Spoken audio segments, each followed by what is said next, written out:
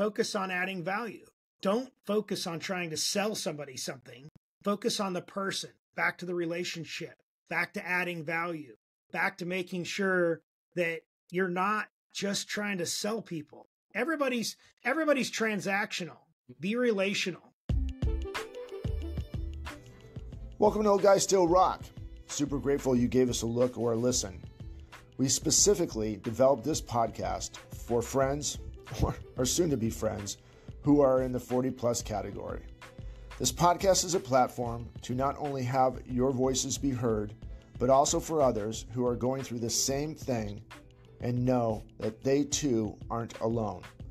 Our topics may be business, topics may be entrepreneurship, our topics may be social, or our topics may be just everyday life.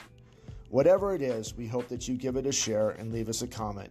But most of all, if you want your voice to be heard, please leave us a comment on how to get a hold of you so you too can be an old guy that still rocks and help build our community. Until we speak again, stay safe, but most of all, God bless. All right. Good morning, good evening, good afternoon, whatever day, part of the day that you are in. Welcome back. I am Blair Armstrong of Team Armstrong Coldwell Banker, located in beautiful Palm Desert, California. This is your first time here. You have just reached the best podcast you have never heard. We are Old Guys Still Rock. Typically, it is me and the guy on your right or left on this other screen, Brent Wright of Brent Wright Incorporated, a friend of mine for 30 years. We'll give his accolades in a little bit. But to this guy, to my left, possibly your right, again, depending on how you're watching this, is a good friend of mine, also a business, I would say you're vice president of sales. Vice president of the whole company. Vice president of the whole company, even better than that. Right? Even way cooler. Better than that. We have Steve Rigler. He's out here with, can I mention the company? Are we okay with that? You can mention it. Okay. Hot Purple Energy. Just want to make sure that we're being copyrighted perfection. So anyway, Steve Rigler is out here. I get the pleasure of being in the fitness center with him every single day. Also a member here at Ironwood Country Club. In a roundabout way, we've been poking at each other. When you're going to be on my podcast? And he's like, when am I going to be on your podcast? And then when are you going to be on my podcast? So it's been back and forth. So here we are. How are you, my dude? How are things? I am awesome. So glad. I've been waiting so long to be here. I've said every day I woke up and I'm like, is today the day? Today's the day. Yeah. His girlfriend has us, wakes up and listens to us every morning, Brent. And he's like, why is Blair in my kitchen at 3:30 in the morning? She does every morning. She goes, you wouldn't believe what Blair said today. I'm like, I'll see Blair in like 15 minutes. Do we have to talk about him now? Yes, all the time. So anyways, welcome, Brent. Brent, how are you doing? Doing good. Just a little disclaimer. If I seemed a little bit off last week, I found out when I got home that I had staph infection all last week while we were in Beverly Hills getting my wife's surgery. And kind of woke up on Sunday and my jaw was locking up and doing weird stuff. So I reached out to our doctor and sent her a picture of a little, what I thought was an ingrown hair on my foot. Turned out to be a massive staph infection. And my jaw was locking up and doing some really fun stuff. So the reason I bring this up is as we get older, our bodies don't heal like they used to. Our bodies don't give us signals like they used to. I didn't think anything of it. And I was probably a couple steps away from being in the hospital for a couple, 2 or 3 weeks. So lesson learned. Where did we get the staph from? I have no idea. No clue. It comes from the dirt. It comes from water. It comes from, anything. It could come from you touching the counter at the grocery store, at the restaurant, or picked it up off anything, and then you scratch your foot or something like that, right? And here we go. We're off to the races. So, yeah, just wanted to give that kind of disclaimer. If I seemed a little bit off, I apologize. But if I also could give you a recommendation is pay attention to your body, pay attention to things, don't ignore them. I am the worst person to do that. And so pay attention to the things that could have cost me my life this week. So I don't want to not take it seriously, but I've known you for almost 30 years, and I don't know if there's a day you always seem a little bit off. I know I'm definitely a little bit off every day. So I've learned to adjust. So no, different kind of off. Kind of off. Last week, I just felt like I couldn't formulate thoughts and I couldn't pay attention. I was distracted a lot. And I just kind of felt a little bit like I was swimming in my head, and I normally don't feel that way. Yeah. I stopped drinking 7 years ago, so I don't have that issue anymore. Right. So, yeah. But I will say this is that I didn't feel that way, the way you were fine. And I don't know if anybody else recognized, but I'm glad you're okay. You did have a lot going on last week. I mean, April went through a pretty major surgery last week, and I hope that she's doing better. Yes. Thank you, April. When you're watching this, thank you for going ahead and posting your progress pics. Massive inspiration to a lot of people that are going through the same thing that you're going through. So keep going on with the big fight. I know that you just got done with 75 hard too, which is great. I'm sure that helped out a lot, obviously. And then with your wellness centers and hyperbaric chambers and light therapy, we can go on and on and on. But I want to talk about this guy. Real quick, I just had a quick question for you on that. Yes. So you were talking about when we get older. Yes. So did you call in and just do a doctor like a MD remote, and did they diagnose you that way? So I do, yes. Good question. In essence, but I actually have a medical director. She's part of the wellness center, but she's got a pay to play model. So once a month, she just bills our credit card, and we have access to her 24/7. We can just text her, call her, all that stuff. If we want to do a vitamin infusion, we can just text her. She schedules it. She either comes to us. She does all of our vitamin B12 and glutathione shots for all of my staff during the wintertime, and comes in and just charges us one fee and just shows up. So it's kind of like a concierge service. Yeah. That you use boutique, for doctors. Yep. And so how much do you pay for this a month? So it's $179 for the family. Oh my God, that's insane. That's ridiculous. And then plus $179, dude. That's like 4 drinks in it. And then, right. And then it's and then you pay for all the services or any of the stuff, supplies, whatever. And then she usually charges us like $500 to come in once a month and do a wellness check on all of our employees, and then give them vitamin B12 and glutathione shots if they want it. And do you do the vitamin B every single month? So I personally, in April, we do our own vitamin B12 and glutathione, and we do it twice a week. Drink? No. Shot? Yep. You give yourself a shot? Yeah, I do peptides. I'm on 9 different peptides. I run a HCG cycle. I'm on a small amount of testosterone, very small, not almost negligible now. All right.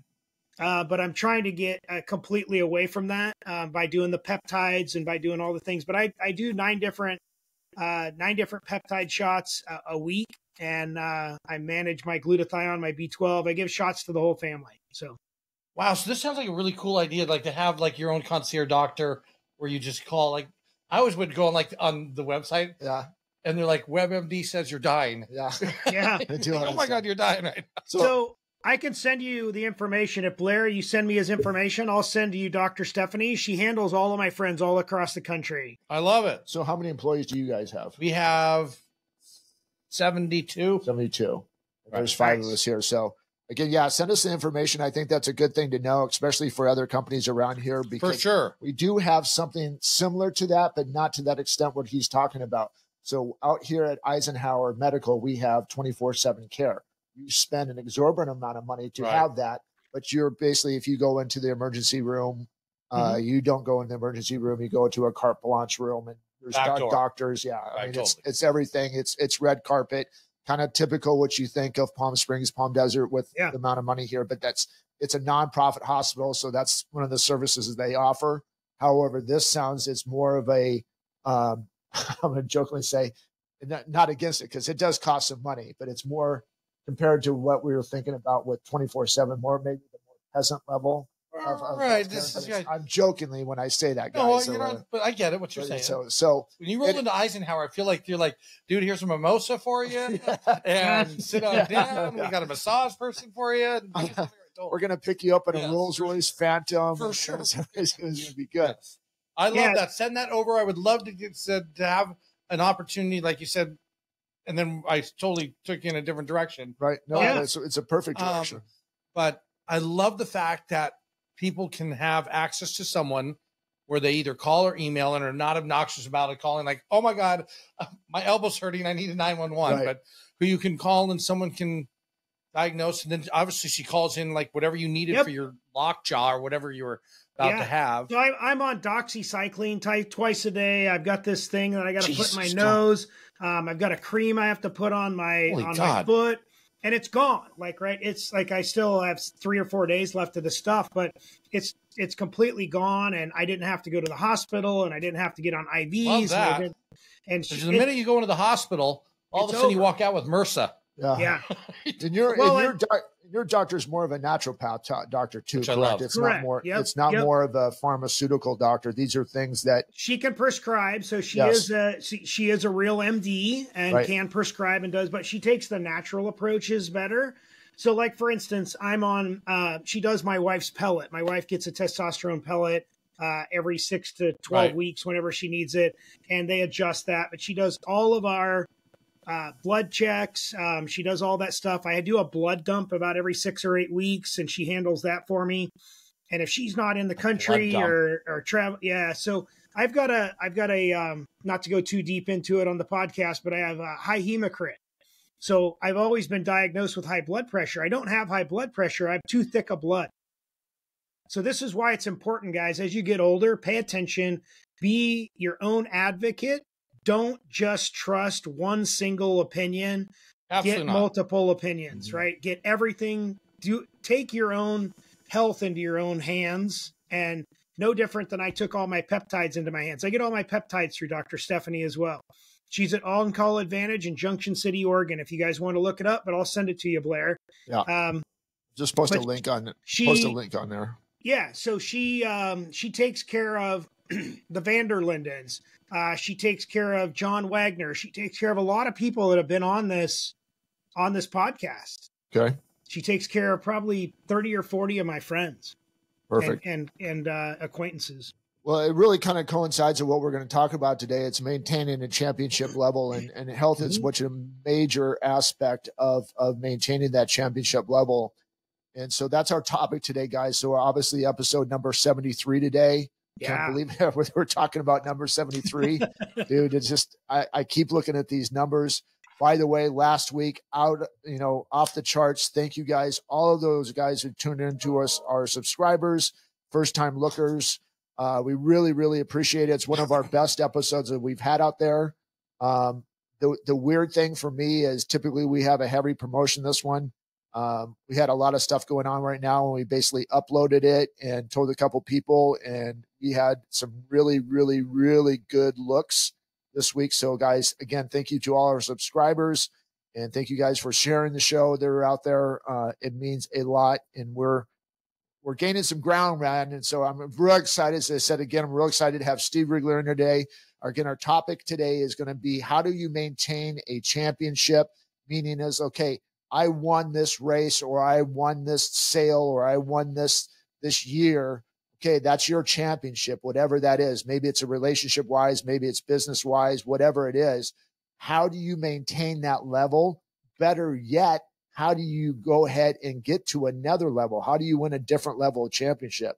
So I'm going to start with you, Steve. Actually, I'm going to go with Brent, but I know what Brent's going to go with this. So I'm going to start with you. Is like, you've been in the sales business for a long time. Obviously, you said you just have 70 employees right now in a very competitive market of solar energy, especially here in California.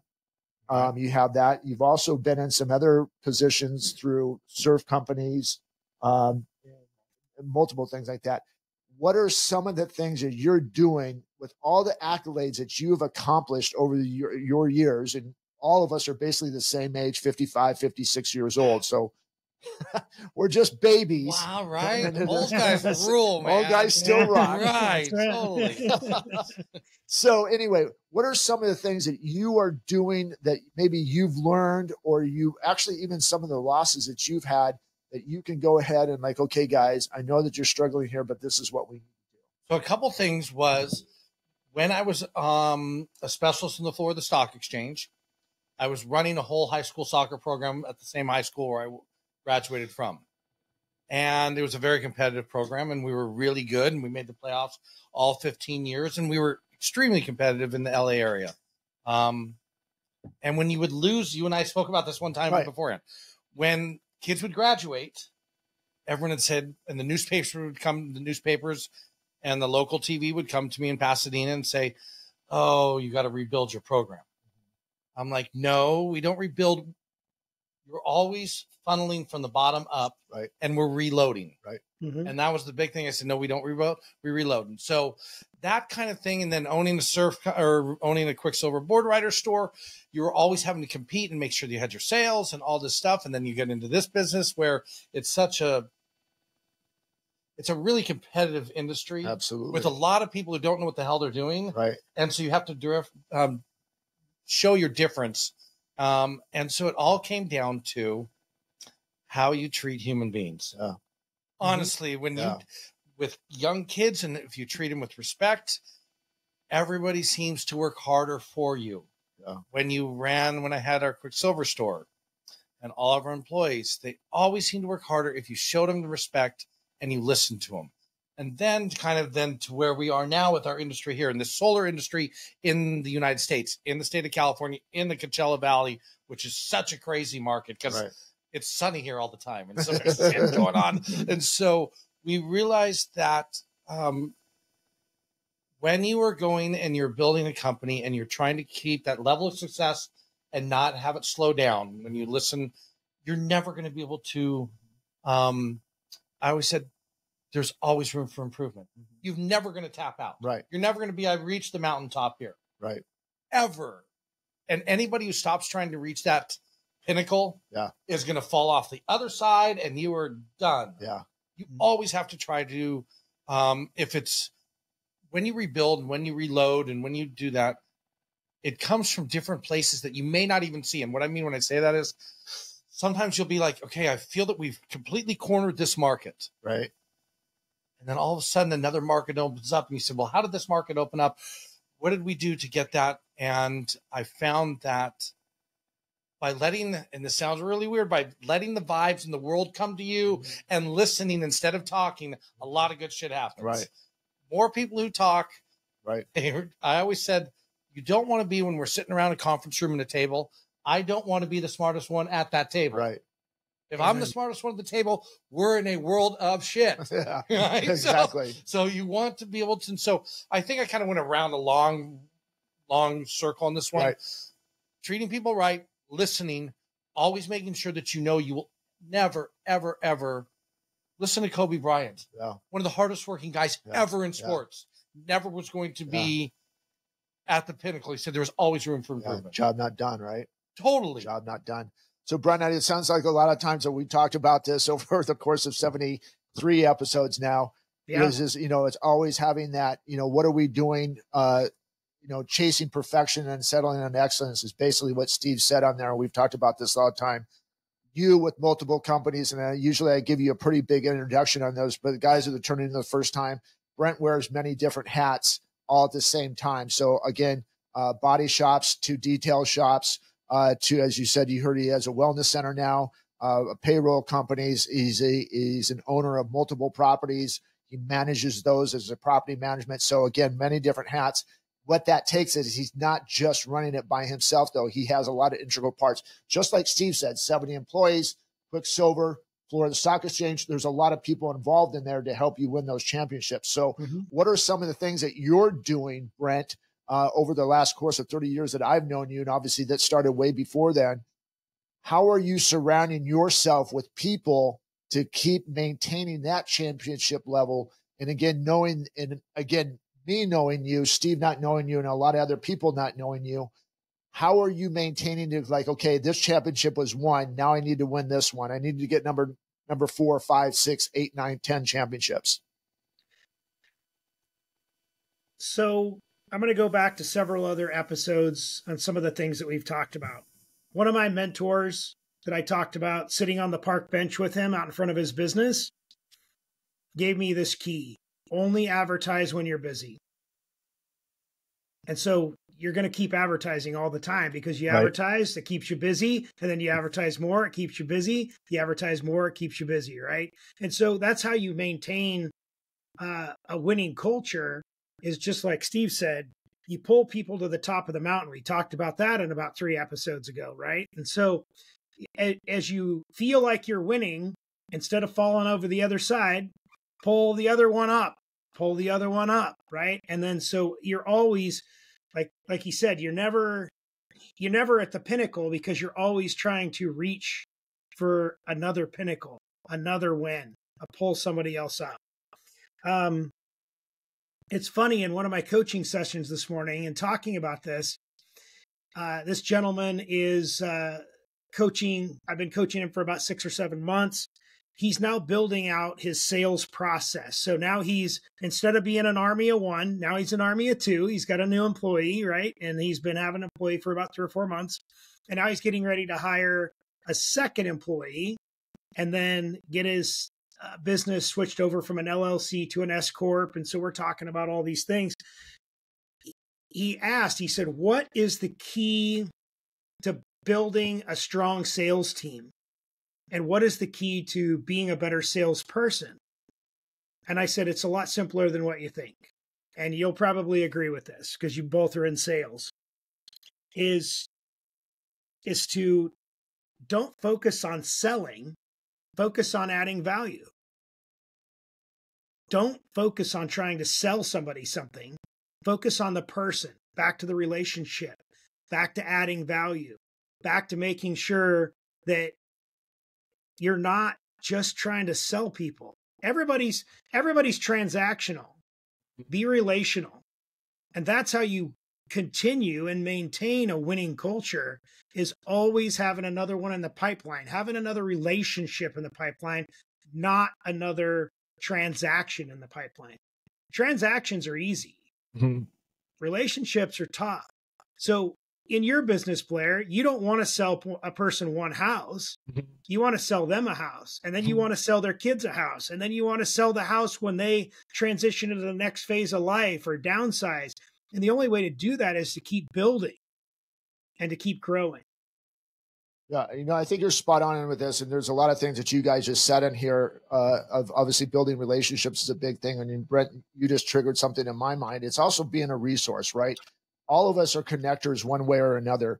Yep. Steve is very integrated throughout this Coachella Valley, not only through his business, but obviously through our country club and getting him in touch with different people. Brent, you and I were the same way in the Willamette Valley when you and I were out there through BNI. You guys are continuing doing that. I just stated this the other day, is I am a massive introvert. Okay. But also God has blessed me to be a connector.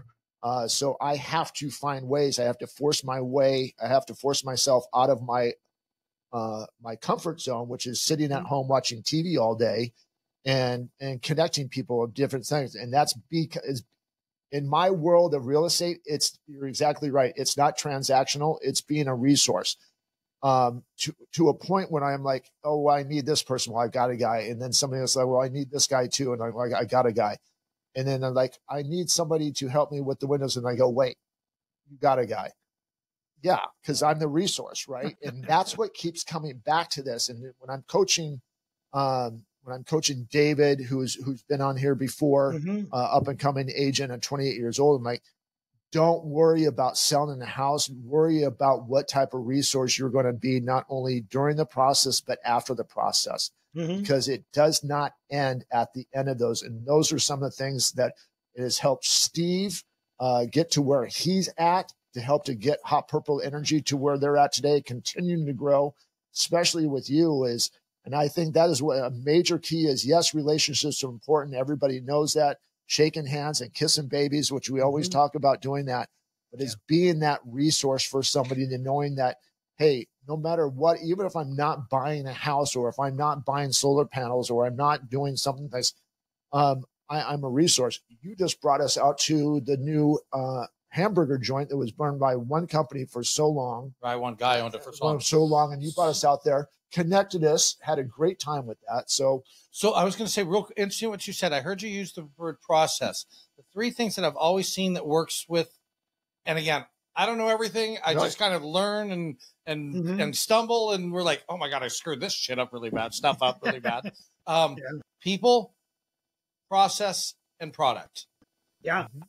Those three things, if you can master those three things, you never totally master them because it's always changing. It's like standing at the plate and watching the pitcher throw a curveball, changeup, knuckleball, whatever. So it's always changing. But if you can master those three things, the best of your ability at that given moment, in that time when you're there dealing with the people, dealing with the process to get to where you need to go, which is fluid, and then dealing with the product, and you're putting a good product. If it's you, you can be a product yourself, but whatever that product is that you're putting out there, you can do those three things. And someone really smart said that was Marcus Lemonis, who's bought a number of companies and has done a lot of stuff. And those three things I've embraced and I've gathered and held in internally. And then, like Blair said earlier, you got to have good faith. Yeah. You don't have good faith, and you're completely left out on an island with no hope of getting saved. Right. So. Brian, I'm going to turn this back to you for 2 seconds, but I also want to say this too, is because going back and being a resource just for some of the things that I witnessed here at our country club, we just went back and built out a new maintenance shed. Okay. Very energy efficient all of a sudden and stuff like this. And let's just put it this way. This is the first time it's been rebuilt in almost 40 years. Okay. So not good. Real quick on a side note, but I'm going to say this. Okay. I'm going to give you a spotlight on this. I'm going to let you run with this. Okay. Come on, I can't do that. Okay. I know. Don't talk to me. Don't talk. It's not about me. Anyway, but here's the opportunity. So, Steve's company provides, obviously, the country club bought them, but provided the service for solar panels. Now, they could have peppered that whole building and just like, okay, you need 600 panels. I'm using a fictitious number here. You need 600 panels for this to be net zero. But they also said, this is going to cost you this much. Let's do this instead. Let's go ahead and just put these type of panels on there. Let's figure out how much energy that you're going to use, and we're going to slowly add to the point. The point of it is anybody else or most salespeople are going to like, throw all this on there. It may have been too much or not enough, and it costs an exorbitant amount. Is now this country club can go ahead and budget and has faith in them, knowing that it's not just some gouging apart. So maybe now I'm going to let you run with that, and I'm going to go with Brent. Go ahead. It's very scary to run with this. Well, no, I just think that goes to where we run our business now, where if we tell someone we're going to do something and we shake your hand, that's what it is. And if we screw it up and we realize later on that it's on us, we don't pass that back on to the customer because that's on us. And it's happened to us God knows how many times. Right. We're like, oh my God, we really dropped the ball. Right. This one's going to cost us an extra $5,000. We're eating it. This one's 9,200. We're eating it. It is what it is. But with what Blair brought up here, why would I want to screw something that we have? First of all, you don't do that in business anyways, because all it takes is one person to do that too. And where everybody lives, I don't care which city you live in, but we're such a microcosm here in the Coachella Valley. If you do something like that, it spreads. Wildfires don't really spread here because all we have is cactus and palm trees, but it spreads like fire through here. Right. So, as we always said, just do the right thing. It's really simple. It really is. I don't know why so many people complicate this shit, and do the right thing. And so to wrap that up, why would we want to go and put something more on there that wasn't necessary at the time just to make a paycheck? Because in this day and age, and I hear what you're saying, and I think that's honorable that you mentioned that. And you have to look at yourself in the mirror. It is common sense to most people. We get that. The problem is sometimes when you know that there's a fairly large budget, especially coming into, it could be really any business. But when you're looking at this, a country club in essence, we know it is a nonprofit. in any country club is, but this is put it in the perspective of a business. You can look at it as like, well, these guys obviously have unlimited funds and I can just go ahead and put this in and I'll deal with the consequences later. But you said the best is, yes, it is a small Coachella Valley, but realistically, the world in general is small. We have social media now. We have all those different things. And so I can make one post and I may have 15,000 followers and your business is closed tomorrow. Totally. So go back to you, Brent, I mean, with almost the same type of question. I have a body shop and you and I talk about this a lot. There are people that have an entitlement or expectations of the way they think business should be run. So there's a kind of thing of owning business and doing the right way. And again, this really does coincide going back to how you win championships because it's always fine tuning stuff. So you have a clear and concise conversation like, this is what we're going to do for you. Mm-hmm. And so when that comes back, and it may be, hey, well, I thought you're going to do this and this and this. You really have it come back and say, no, we said we're going to do this, this, and this. If you would like this, it's going to cost you this.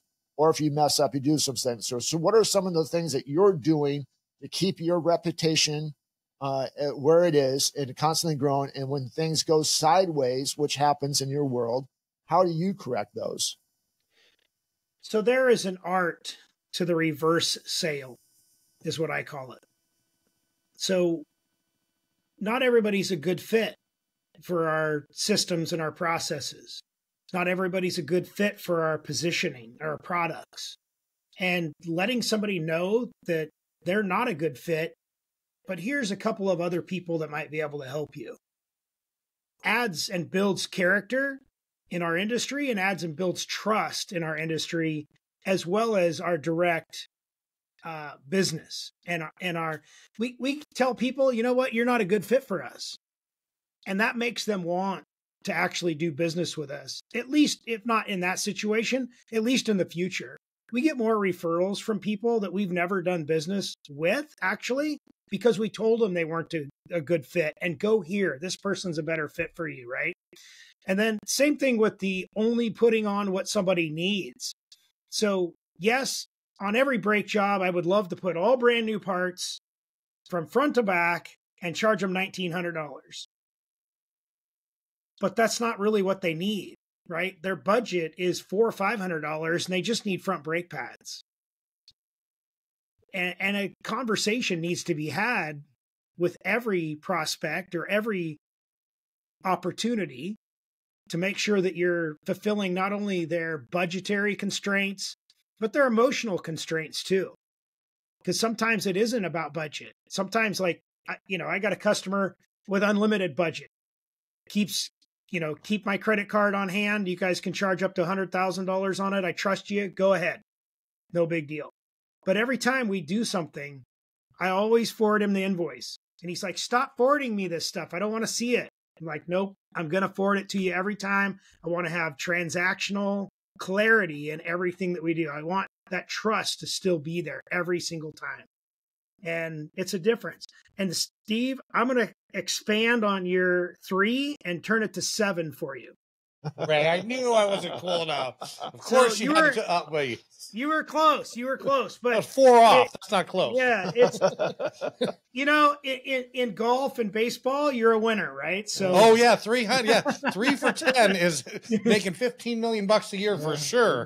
Exactly. So you hit the 3 in the middle, which are the most important ones. So, but most people don't start out with defining their purpose.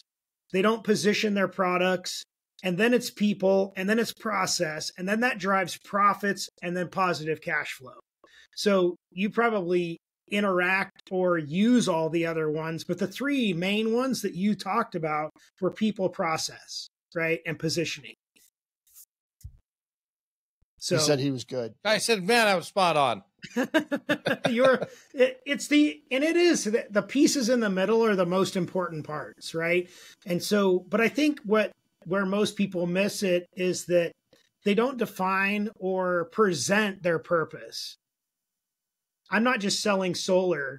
I'm selling solar because I have a passion for it, because I want to help you. I want to make sure it's impactful for you and your family and the environment going forward. And maybe that's part of your sales track, maybe it's not. But and then positioning your products. Everybody's got solar.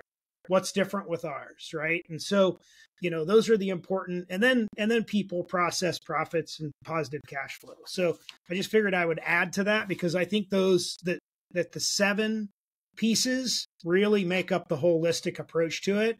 And you probably do those just automatically because you've been doing Correct. it for a long time, right? But if you had to teach somebody who doesn't know anything about this, that's the reason why I wanted to bring those up, because some people, like we've talked before, that listen to this, our dear friend Andrea, she's starting out in business and may not have those other 4 pieces or not have access to that information. And so that's what we're trying to do here in this podcast, is provide value to people as well.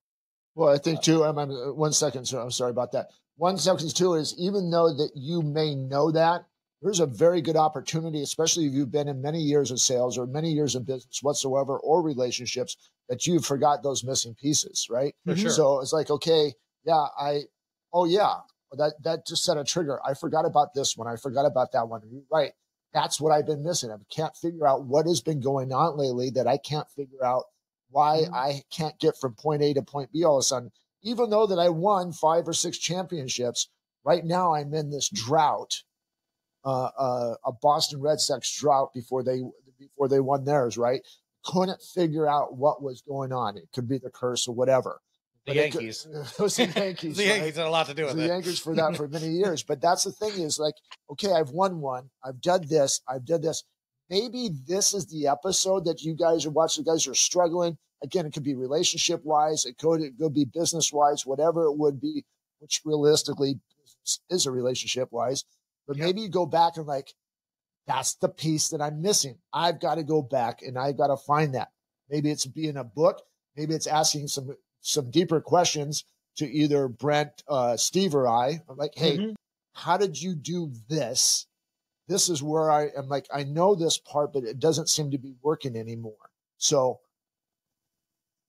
what Brent just said to expand it on your stuff, is there anything that kind of stuck on your mind that, okay, yeah, that's something I can take back to my guys, or take back to my relationship, whatever that is? Ask questions and listen. Okay.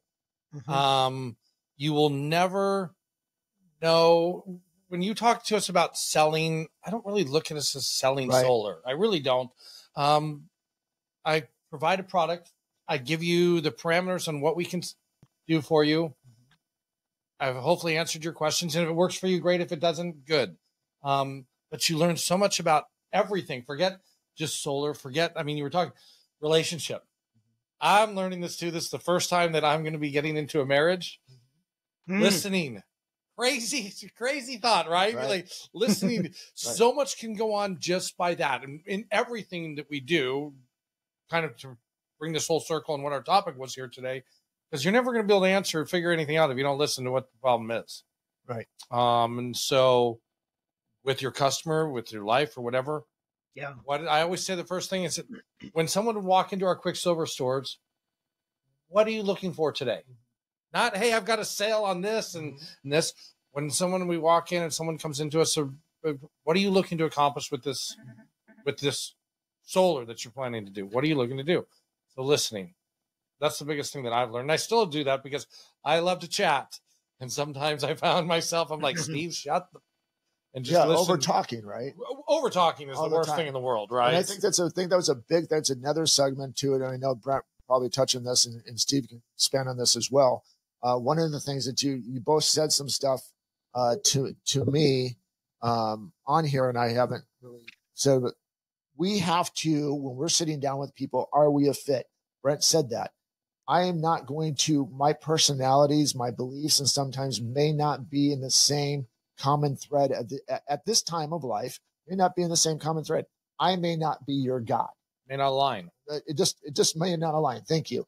So when you do that, that's a part. But another thing that you just said, Steve, and we talk about this a lot.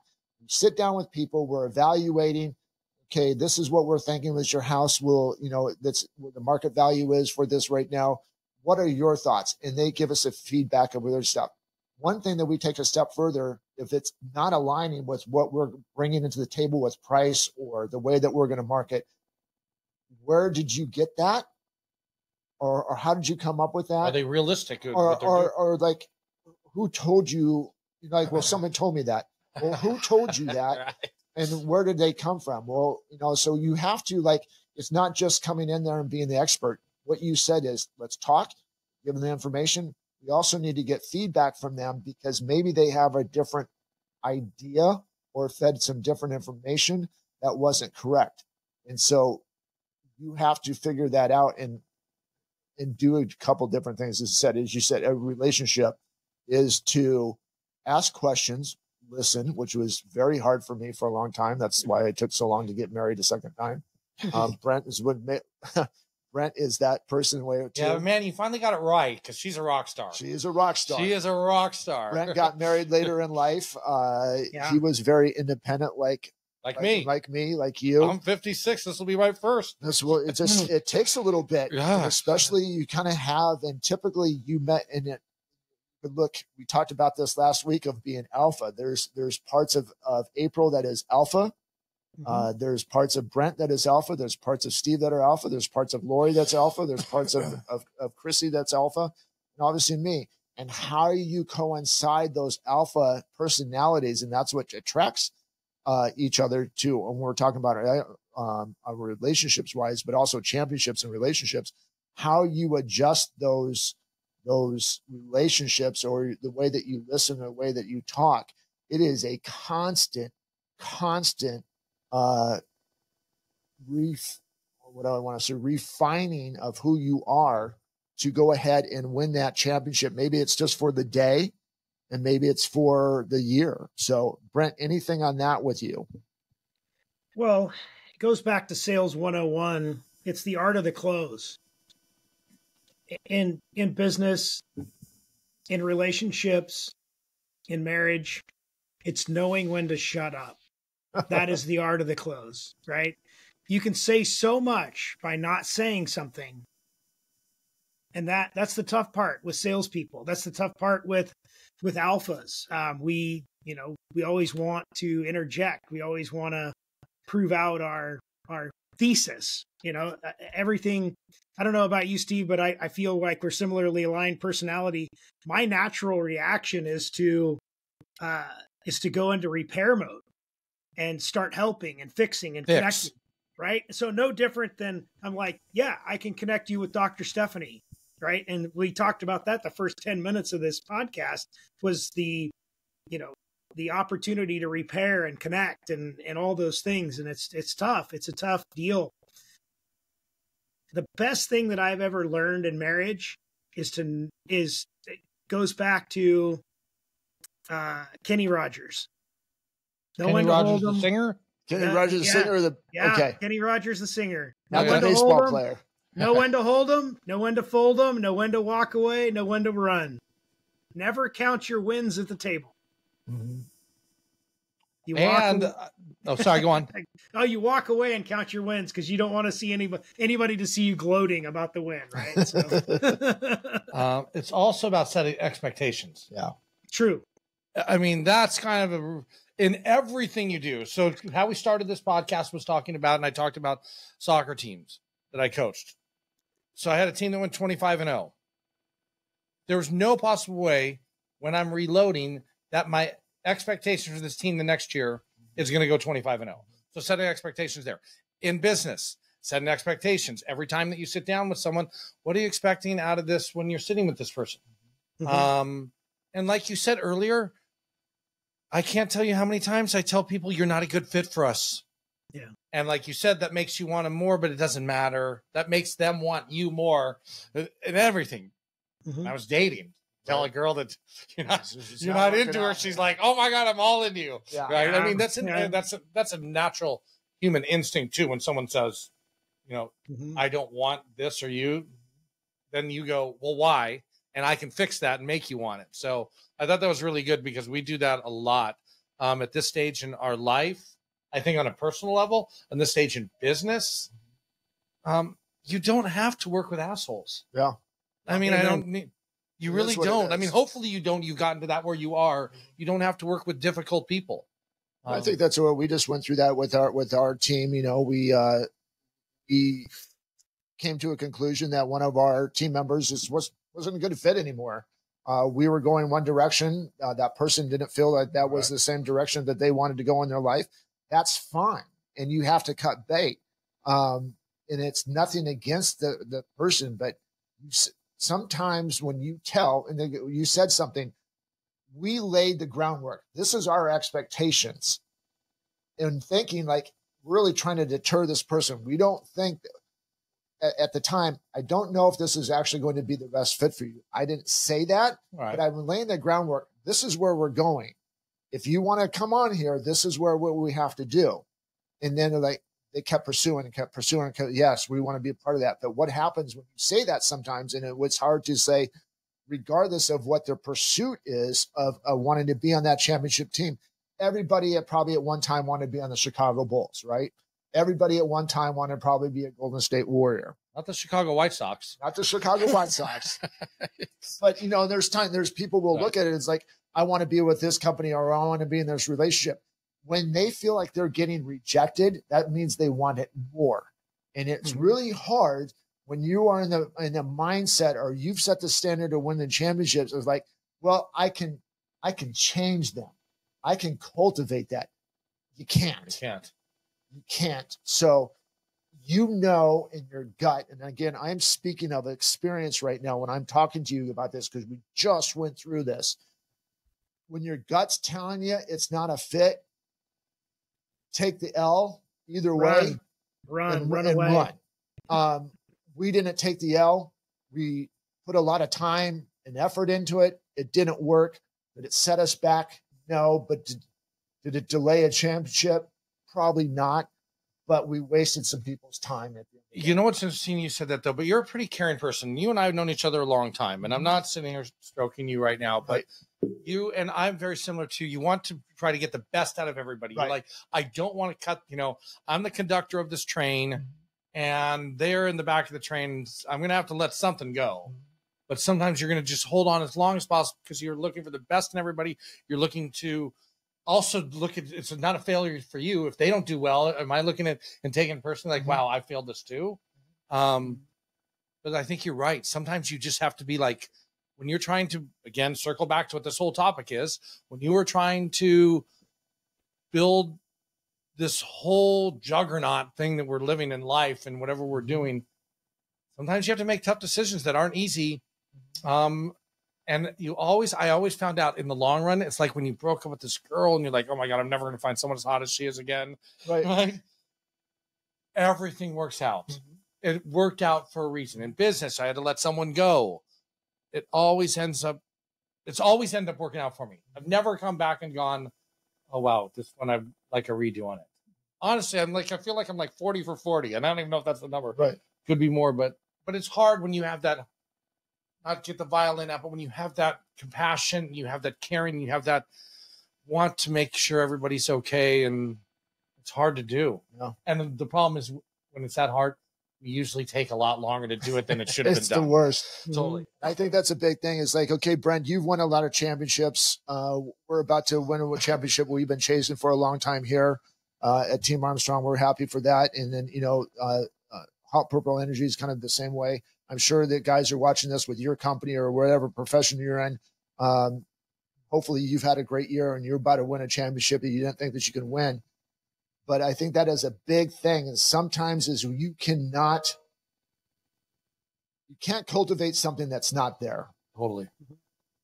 And that's a hard part to say is I think in a roundabout way, when you have success and you've done it for other people, or you've cultivated other people, you kind of almost get this God complex, which could be detrimental to your championship run, that I can do it for everybody. And it's just not the case. So be okay or burning that bridge and not leaving anything to come back to, and being able to walk away from it. I'm like, yeah, that took a lot out of us. Maybe it set us back a couple months, maybe set us back a year. And maybe I should have done it sooner. but be okay with it, and then get right back into your standards, your championship mindset. Remember what it took for you to get there in the past. Do the fine thing to it. But one thing that we've talked about too, Brent, multiple times, is surround yourself with people that have won championships. And so when you get stuck missing the playoffs a couple times, figure out what you're doing. And by talking to other people, realistically, this is where I'm having a hard time with. This is not a silo life. This is a multitude of hands holding hands, kumbaya, whatever you want to call it. You're going to need those people that you've seen win championships or you won championships with to help you get back on track. Do you agree with that, Brent? Yeah. You just need that one little tweak sometimes, and you need that experience level. You need the folks that have lost. I like to surround myself with people who have more losses. Mm-hmm. I think it was Kobe Bryant that said, I'm a 9,000 time loser to get that one win. Right? Similarly placed. I want to surround myself with people who keep trying, who keep driving, who keep pushing forward. I do a fair amount of business consulting, some MMA work, and a fair amount of business coaching. And the one thing that I get asked is, well, you won, you had a success over here. Are you going to be able to recreate that for me and my team? And the answer is no. And they really don't like that answer because everybody wants to win. So after I talk about that, then the discussion that needs to happen is, are you willing to do the work? And are you willing to make the changes that are going to facilitate that win? Because if you're not, then the answer is no. And I'm doing a business consult right now where they're not happy with the results and they're looking at me and wondering why it's not going well. But they're really not looking introspectively to say, why isn't going well? Am I not listening to this person I'm paying an egregious amount of money to coach me, right? And that's usually a lot of what happens is, like you said, we get this God complex, or we get this, even the worst complex to have besides that is a woe is me complex. I would tell you, I'm losing and I'm going to hire somebody to help me win, but I won't get out of their way to allow the win to happen. Well said there. That's even well worse. said. Thank you. Get out of your own way. Amen. Yeah. Know what your lane is, and stick with it, and get the people around you that are really good with that. We did that with our social media recently. We were trying to generate, okay, we're going to do a reel here. We're going to do a story here. We do that, we do this, which Brent and I both run, but we did hire a social media person, and our capture rate is off the charts. And I don't know what this person's doing differently, right. But it works. And she comes up with suggestions. And how quick did you see that capture rate change? Oh, we've gone up 20 viewers in the last 20 days, 20 people that follow us in the last 10 days, which I know, but it's been all organic. And we've gone from like maybe 50 views on a good day to right now we're averaging anywhere from about 450 to 700. Oh, wow. That's a pretty significant. It's significant. Huge. That's way bigger than it's massive. Right. Massive. Way better than for the less followers. We have less than 1,000 followers, but there's just different things that she knows what to do to make it work. And it's not buying followers. It's not buying views. It's strictly organic, but she knows how to capture the right stuff. The point I'm trying to make is, again, that's another part of a championship team. Like, okay, this is the missing piece that we need to do. I'm not good at that. I need to go find that sixth man or that 12th guy or whatever it is going to be on there. And I think so many different things that we've talked about today with Brent, there are different things that I know that you guys know this, who are watching this. I know Steve knows it. I know Brent knows it. And I know that you, again, that you guys are watching it, know it. But you're missing something to get to that championship. The whole reason, as Brent said earlier, the whole reason why we did this podcast is to trigger that thing that has been buried deep into your mind that you've been missing, and you're trying to find it. And hopefully today you found it. That's my pedestal for today, my dude. Love it. Okay. Any final thoughts for you, my man? Well, first off, thank you for coming and participating, Steve. I have very much enjoyed this conversation, and I am in LA often. So if you ever want to head west and get a steak, look me up. I'll buy you a big fatty You mean steak. drive into LA traffic? Yeah. Yeah, sign me up. I'd like to do it tomorrow. Friday evening, for sure. Yeah, I'm exactly. kidding. Thank you. Yeah, I'd love to engage with you more. I think that we could learn a lot from each other, and I love the opportunity to chat with you today. But for me, it's just, as always, Blair, go make a damn difference. If you're not, then you're leaving it on the table. Yeah. Any final thoughts for you, Mr. Riggle? Yeah, I said, when is the next time you're asking me back? I love doing this stuff. We'll come back, man. It's like I love that we have. I said, I have all kinds of stuff I'd love to chat about. No, but I really enjoyed it. Thanks for having me in. I'm sorry. You got a t-shirt and a hat, dude. I did, and a hat. I don't normally wear too many hats because it really kind of starts to screw my hair up. But yeah, we got him. It was nice laid out in the chair. It was very totally professional today. Oh, totally. I walked in. I was like, oh, my God. And he's got water waiting for me. I mean, it was Crystal Geyser, but whatever. It was peasant water. But no, I don't know. I said, I guess for all the guys who are listening to this and guys or even women who are trying to get through to their guys, for sure. Yeah.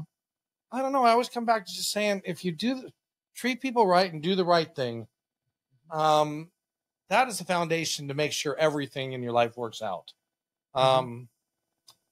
Just because someone has, I always said, because someone has a bunch of zeros in their bank account doesn't make them any better than you. Because I've met some really crappy, shitty people who have lots of zeros and some incredible people who have anything, but they're all the guys who are working and hard and in the fields and all that. God, they're all, what you just said, they're all trying to work to get the same goal, to provide for your family, to do the right thing, to make sure that they make the right choices in life. And if you do all those things, things will work out. And if they don't, try it again. Keep trying. That's all I got. And I look forward to being back. And I see him every single day. Yeah. And I said, I love this. I tell him all the time. This is episode, what, 79? 73 today. 73, whatever. I was kind of listening. Perfect. There you go. Yes. So that's good. Thank you very much. And great chatting with you. We're super glad to have you on there. Thanks for coming in. Thanks for being, I mean, again, talking about being persistent. He pokes at me all the time. Just got this stuff. Exhausting. So it is well. He makes fun of me when I'm doing my grunting because I can't hear myself. But anyway, guys, thank you so much. I hope that this triggers something for you. If you have any comments, either if you're watching on Spotify, Macumber, I'm talking to you, so I know that you're listening to this right now. Oh, Macumber. Leave your comments, because he gives us great comments after every episode, and we appreciate that. Leave your comments in the Spotify area, and if you're a YouTube person, leave your comments there so we can read them. The purpose of leaving the comments is not for us. It doesn't really, does it help us? Yes, to help us get better. But the problem is the point of it is not a problem. The point of it is we want to help other people, and your question or your comment is going to help other people get over that hump of what they're looking for. But if you haven't done so yet, subscribe to Spotify, subscribe to the YouTube channel, hit the notification bells on each. So when we do put out a new episode, you get this. That is pretty much all that we have. We went a little Joe Rogan on you today, and that's okay. We went over 45 minutes, and so Brent calls it Joe Rogan-esque because Joe Rogan can do a 2 or 3 hour podcast, which we haven't. I got another 2 hours in me, but I got to go. We're not doing this today. But anyways, guys, thank you so much for all your support. Thank you for all your guys who subscribe to us and keep following us. Share the freaking show. Share the freaking show. Share the freaking show. Keep doing it. You guys did a great job last week. Keep going. It helps us, helps our algorithm, all that other stuff. But until we talk to each other again next week, stay safe. But most of all, God bless, guys. Take care.